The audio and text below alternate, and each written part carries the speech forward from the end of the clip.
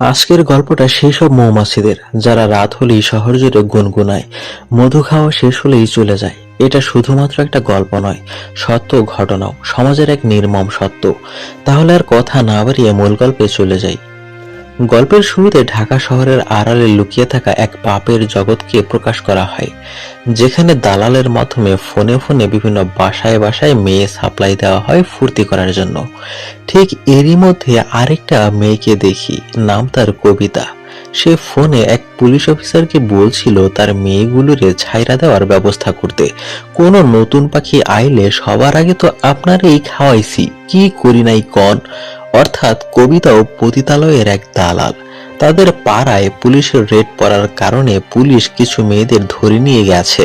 কবিতা পুলিশকে বলে, রং বাজার তো ভাঙ্গা দিছেন, এখন শহরে আইসা আপনাদের একটু সেবা কইরা চইলাফিরা খাইতাছি, আপনাদের টাকাও দেই, পাখিও খাওয়াই, আবার আপনারা রেট দিয়া সমাজের কাছে ভালো সাজেন, এটা আবার কেমন বিচার। কবিতা এক লোককে ধইরা মেয়েগুলারে ছাড়ানোর চেষ্টা চালায়। শহরের রাস্তায় মনিকা নামের অন্য একটা মেয়েকে দেখি। সে খেয়াল করে দেখে রাস্তার ধারে এক মাতালখোর একটা পাগলি মেয়েকে ধর্ষণ করার চেষ্টা করছে। এরপর মনিকা লোকটিকে লাথি উষ্টা মাইরা সেখান থেকে তাড়াই দেয়। ঠিক তখন ফিল্মের এক নায়িকা গাড়ি দিয়ে যাওয়ার সময় মনিকাকে দেখতে পেয়ে গাড়ি থামিয়ে মনিকাকে বলে, এই মনিকা, আমি তোমার নায়িকা আপা, এদিকে আসো।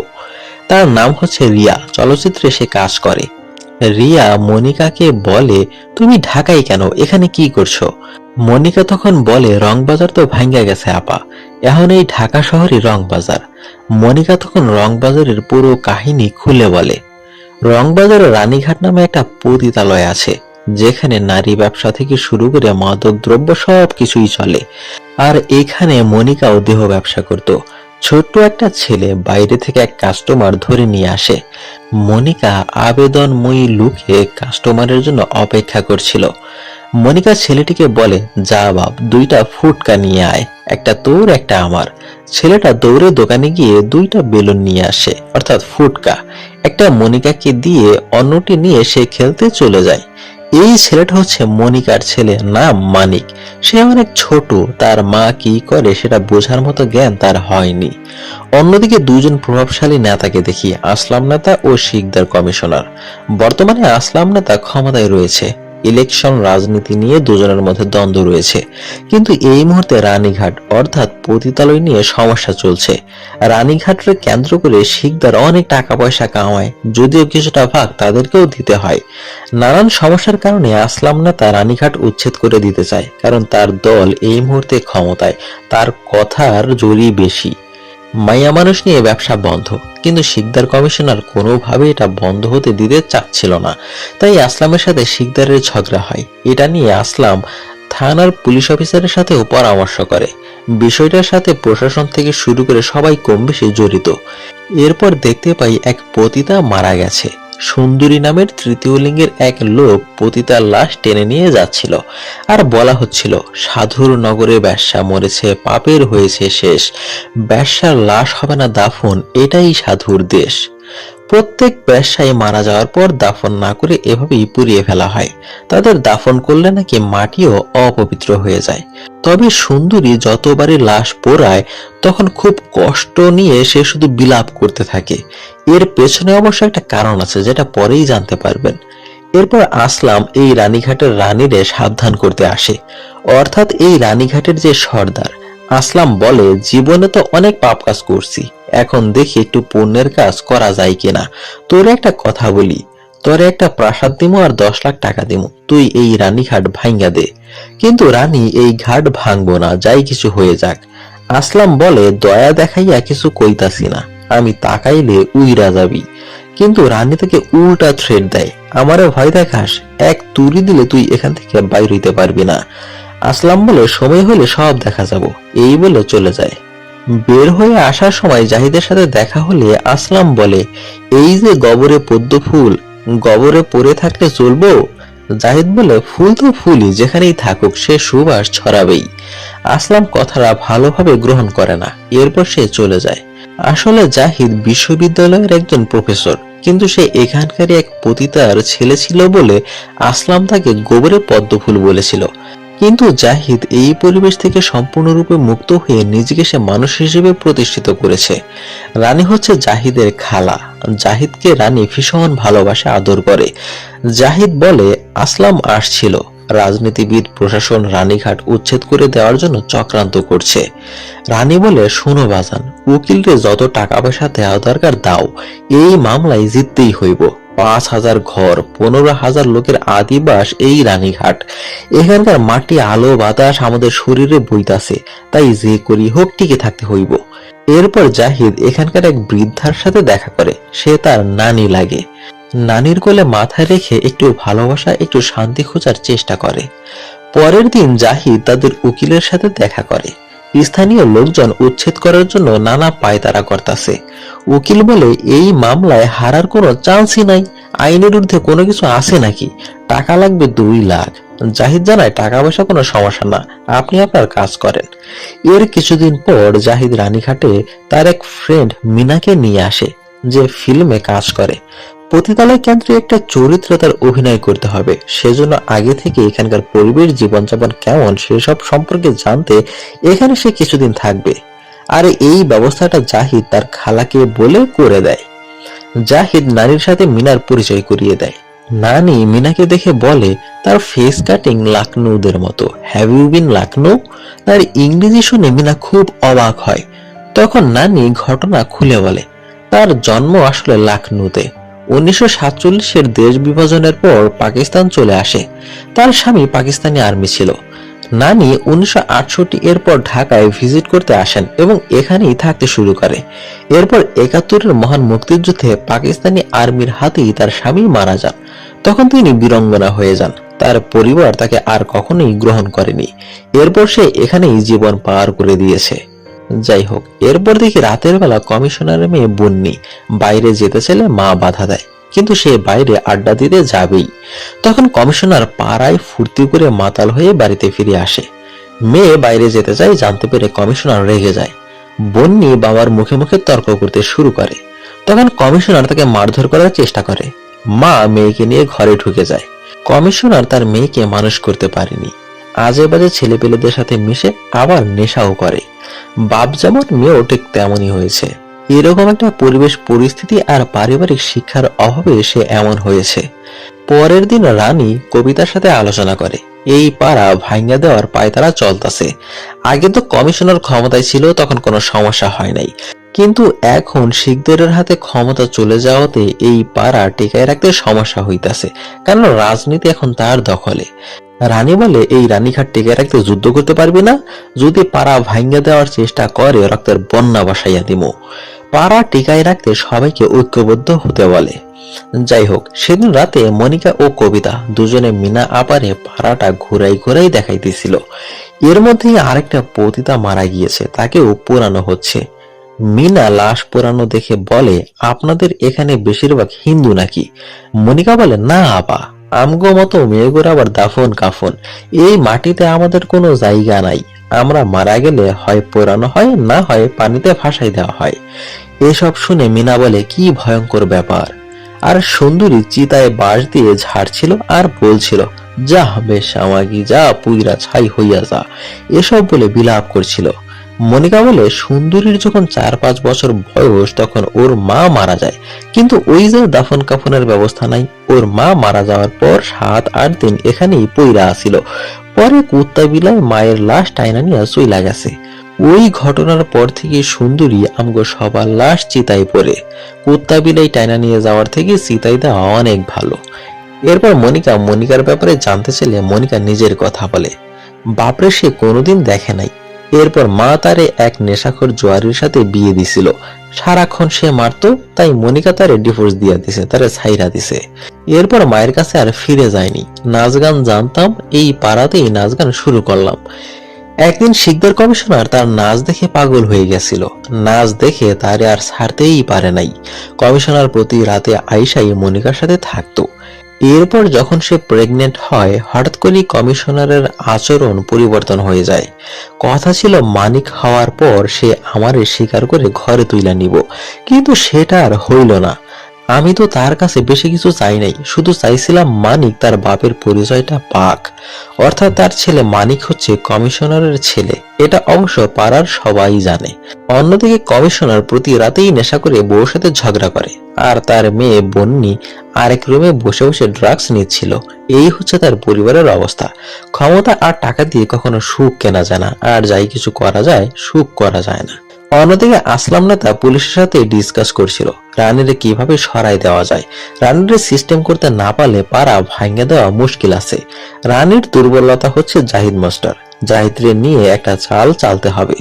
রাতের বেলা সবাই হঠাৎ নানির সাথে হাসি তামাশা করতে থাকে, আর এই পাড়া টিকায় রাখার জন্য আসলাম নেতার বিরুদ্ধে জীবন দিয়ে হলেও লড়াই করে যাওয়ার জন্য ঐক্যবদ্ধ হতে হবে, এরকম তারা আলোচনা করে সবাই মিলে। এরপর সবাই ঘুমাতে চলে যায়। সকালবেলা মনিকা নানির ডাকতে আইলে দেখে নানির মুখে কথা নাই, শ্বাস প্রশ্বাস নাই, ওখানেই ময়রা সে পইরা আছে। এরপর সবাইকে খবর দেওয়া হয়, জাহিদও চলে আসে। এরপর রানী বলে লাশটা পোড়ানোর ব্যবস্থা করতে, কিন্তু জাহিদ বলে না, জীবিত অবস্থায় তো মানুষটার আমরা সম্মান দিতে পারি নাই, অন্তত মরার পর মানুষটার ধর্মের রীতিনীতি মেনে দাফন হোক। মিনাও তার কথার সমর্থন জানায়, সে কি মানুষ না? কিন্তু এই লাশের জানাজা পড়াইতে তো কেউ আসবো না। এরপর দেখি কমিশনারে এখানে ডাইকা আইনা কবিতা তার গলায় ছুরি ধরে বলে কাউকে ডাইকা আইনা লাশটা দাফন করার ব্যবস্থা করতে, নইলে কিন্তু পোজ দিয়া দিমু। কমিশনার ভয় পেয়ে তার পরিচিত এক হুজুরে ফোন দিয়ে দ্রুত রানীঘাটে আসার জন্য বলে, আপনি দ্রুত চইলা আসেন।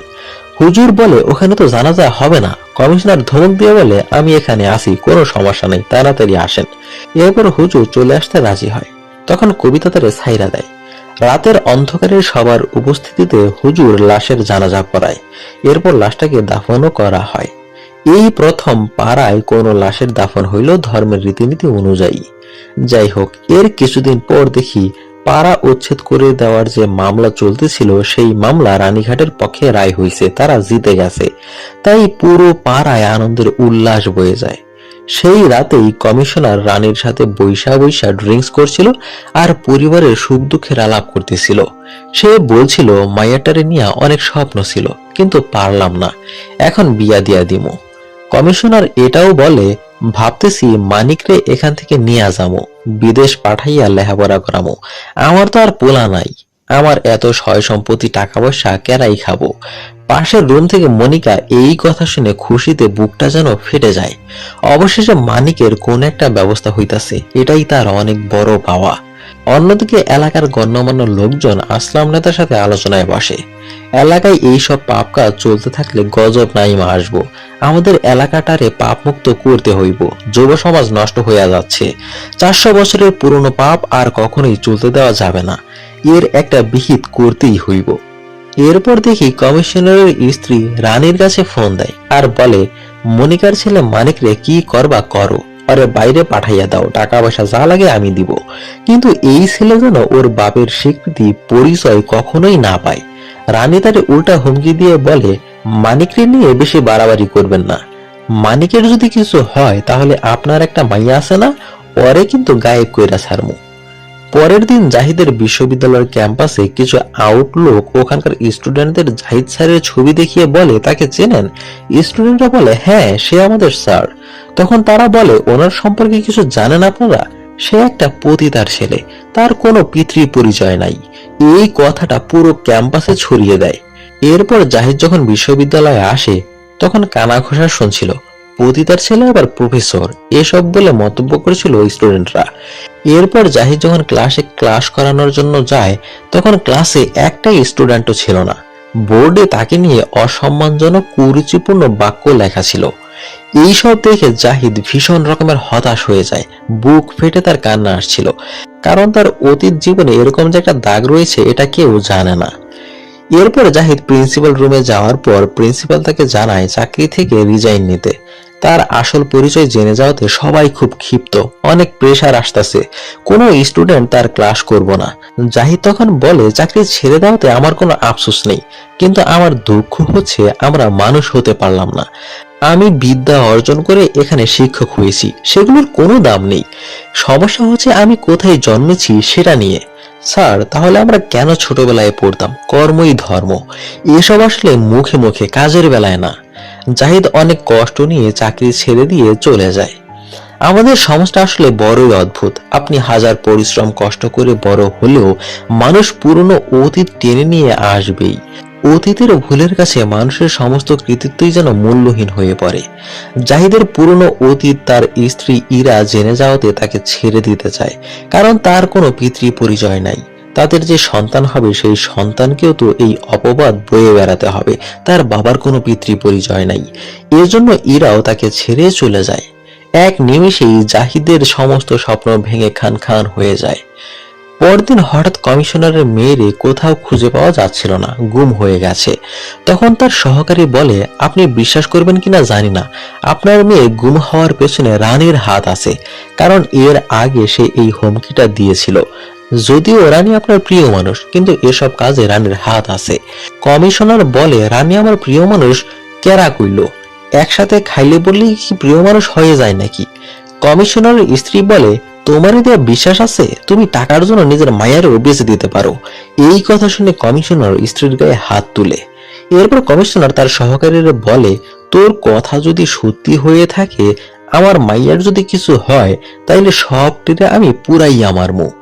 এদিকে জাহিদ সবকিছু হারিয়ে এই কুলুষিত সমাজে বেঁচে থাকার চেয়ে মরে যাওয়াই ভালো। তাই সে রেল লাইনে ছুটে যায় নিজেকে শেষ করে দিতে। আর কবি নজরুলের বিখ্যাত একটা কবিতার লাইন বলে, এই জাহান্নামের আগুনে বসিয়া হাসি পুষ্পের হাসি। এরপর ট্রেন ছুটে চলে। তারপর থেকে জাহিদকে আর দেখা যায় না। অর্থাৎ নিজেকে এই কুলুষিত সমাজ থেকে মুক্ত করেছে মৃত্যুর মাধ্যমে। আর এদিকে দেখতে পাই কমিশনার রানীঘাটে আগুন লাগাইয়া দিছে। কিছুক্ষণের মধ্যেই রানীঘাট পুড়ে ছারখার হয়ে যায়, অনেকে মারাও যায়। এই কাজে পুলিশ প্রশাসনও সহায়তা করে রানীঘাট উচ্ছেদ করে দিতে। রানীর রানীঘাট শেষ পর্যন্ত আর টিকায় রাখতে পারল না। এই ঘটনার পর এক একজন এক এক দিকে চলে যায়, শহরের বিভিন্ন প্রান্তে তারা ছড়িয়ে ছিটিয়ে যায়। এই ঘটনার কিছুদিনের মধ্যেই রানীঘাটের রানী হঠাৎ ভীষণ জ্বর উঠে মারা যায়। এই কষ্ট সে সইতে পারে নাই। আর কবিতা শহরে মায়াগুলারে নিয়ে আইসা বিভিন্ন জায়গায় জায়গায় পতিতার ব্যবসা করায়। তবে সেই রাতে কমিশনার রানীঘাটে আগুন লাগায় নাই, তাকে ফাঁসানো হয়েছিল। গল্পের আড়ালে বসে রানীঘাট উচ্ছেদ করার জন্য আসলাম নেতা ও প্রশাসন মিলেই আগুনটা লাগাইছিল, আর ফাঁসানো হয় কমিশনারকে। আর সেই রাতেই কবিতা কমিশনারকে মাইরা ফালাইছিল, কারণ তারা জানতো কমিশনার আগুন লাগাইছে। মিনা জানতে চায়, তাহলে তোমার ছেলে মানিক এখন কোথায়? মনিকা বলে, মানিকও আমার বুকে আর নাই গো আপা, সেই আগুনে মানিকও চলে গেছে। একটা দুর্ঘটনা সবকিছু উলটপালট করে দিছে। আর এদিকে কবিতা শহরে মাইয়াগুলোর নিয়ে কেস কাহিনী নিয়ে দৌড়াদৌড়ি করতে করতে জীবন শেষ। সবার কাছেই সে লাথিগুতা খাইতাছে। পুলিশও তাদেরকে ব্যবহার করতে ছাড়ছে না, ইচ্ছে মতো ব্যবহার করছে, যে যেভাবে পারছে সেভাবেই ব্যবহার করছে। আর সবকিছু মুখ বুঝে সহ্য করতে হচ্ছে, বিচার চাওয়ার অধিকারটাও তাদের নাই। এভাবেই চলছে তাদের জীবন। এই গল্পে আসলে পতিতাদের জীবন তুলে ধরার চেষ্টা করা হয়েছে। এই সমাজ তাদেরকে শুধু ভোগ করে, কিন্তু পাপের বোঝা বয়ে বেড়াতে হয় তাদেরকেই। সমাজে তাদের কোনো মূল্য নাই, অধিকার নাই। মৃত্যুর পরেও সমাজ তাদের গ্রহণ করে না। কবরের এক মুঠো মাটিও তাদের কপালে জুটে না, পুড়ে ছাই হয়ে উড়ে যেতে হয়। গল্পটা নিয়ে আপনার কি মতামত অবশ্যই কমেন্ট বক্সে জানাবেন। সবাইকে ধন্যবাদ।